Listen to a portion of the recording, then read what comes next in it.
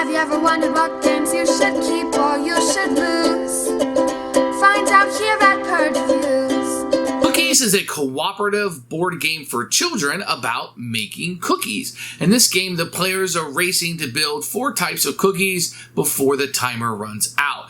This game has a cool toy factor where you're actually getting the cookies, you're putting sprinkles on them, and then you're shoving them in the oven for a certain amount of time until they're done cooking. That's going to leave you with one less sheet to build cookies. Also, it's going to monopolize the oven, so you have to kind of time all this out as you're going through it. Very fun experience and a cool toy factor. It's also fun that's cooperative, so you can play with each other. And as you're rolling the dice, it's going to determine what you can put on the cookie sheets or on the cookies. And there are decisions to be made. Do I want to do some of these circles and get them out, or do I want to sprinkle everything? Or do I just want to do the stars even though it's last? So there are a lot of options and decisions that you're making. Now, some of those can be kind of like luck. Like, I don't know what my next roll is going to be or the roll after that. So it's hard for me to plan ahead. So it becomes very tactical in that respect. But it's a really fun little cooperative game.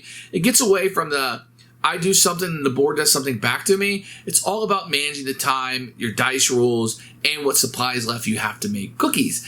And boy, is it, my children love getting a little cookie sheet and putting it into that cardboard 3D oven and then turning the oven on. It's just a really fun experience for them. It's very tactile, and they really do enjoy that. Cookies for us is a hidden gem, one we easily recommend for your family, and it's a keeper for us.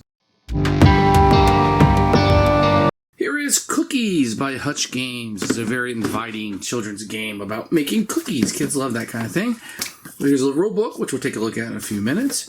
You're going to have a real nice cardboard tracker here. You're going to have an oven. This thing is really cool. We'll get to that in a second. And you have your chits and your things. Let's pull all this out, and we'll take a look at it in a little bit more detail. So you're going to get 2 cooking trays that you'll have here, which are really nice, and the cookies will go on top of those as you're building them. You're going to get some nice wooden dice that are kind of Hobbit-esque, but they have different symbols and stuff on them. And you're going to get these little tiles and stuff that will be the decorations. These are kind of small, but fairly nice for what you're going to get. And you're going to build this, and darn it, you're going to have to build this stove every single time.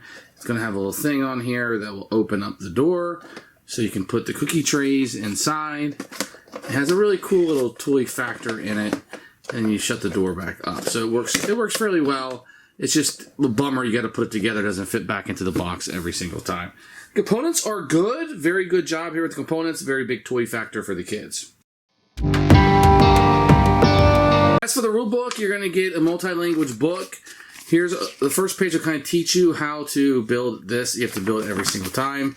And then you'll kind of jump into the rules and the layout of the game, etc. as you go through. Quite a bit of rules here for a little children's game.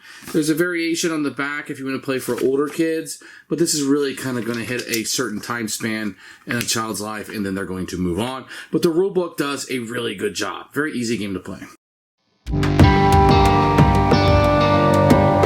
So you're going to have your 2 cookie sheets here. You're going to have your cookies separated by shapes and colors, etc. You're going to have to build the oven every time. You're going to put a marker here on 12 and one on 4. The game is going to end when the tracker gets to 4, or you've made all of your cookies before the timer runs out on the game. What you're going to do when it's your turn, the player's going to take turns, going to roll the 3 dice. And then you can choose one of 3 actions. You can put cookies out, you can spread sprinkles over the cookies, or you can nibble a cookie. The first thing we're going to talk about is putting cookies on the cookie sheet. You're going to look to see what has been rolled here. We have 3 stars, 2 circles, and then one of these cloud space ones. So let's say I'm going to pick the stars. There's 3 of them. I can put as many as I want on a tray, but only one type can go on a tray. I couldn't put a circle and a star. That would just be madness. Of course, you couldn't do that. So I put my 3 stars out. So let's say in a subsequent turn, I had this where I rolled 2 stars, 3 clouds, and 1 heart. So what I could do is I could take the 2 stars and I could add it to this cookie sheet if I wanted to. Or, since I rolled 3 of these little cloud-shaped ones, I could go ahead and put this over here. But on a future turn, I'm going to be kind of locked in here because my 2 are already kind of established here. So on a future turn, if I didn't roll a star or this, I really couldn't add any cookies to it. So that's the first action, add cookies to the cookie sheet. Now, if you rolled sprinkles, in this case, I rolled sprinkles on 2 dice. I could pick up 2 of these sprinkles, and I could put them on cookies, and now they would have sprinkles on top of the cookies. That would be a second possible action that I could take. Now, let's say I rolled something and I absolutely couldn't do anything. The third thing is I can nibble a cookie and take one of the cookies off of it and put it back into supply, maybe trying to help me open up options that I can utilize in the future. Let's go back to so after you choose your action, you choose one of the 3 actions. For each symbol that you did not use, in this case I put the 2 sprinkles on, I have 2 of these here. I would move the timer 2 spaces. Now, once the cookie sheet is full with all, so in this case, all the stars, and they all have sprinkles, then you're going to take it and you're going to put it into the oven. And the player who put the last sprinkle on it gets to put it into the oven. You slide it all the way in, and then you shut the door, and you take your timer. So if you're on the blue, you put it on the next blue. When it gets to the blue, say gameplay progresses, blah, blah, blah, it gets to the blue, then you can take these out of the oven, and now you have your finished cookies. Then the sprinkles just kind of go back into the supply. These get set aside because you've already done that, so you'll end up with another cookie tray that you can utilize. Now, you win the game if you're able to cook all 4 types of cookies before the timer gets out. So you get all the way to 4, and it returns back to the 12. If that happens before you cook all 4 types, then you would lose the game. And that's how you play cookies.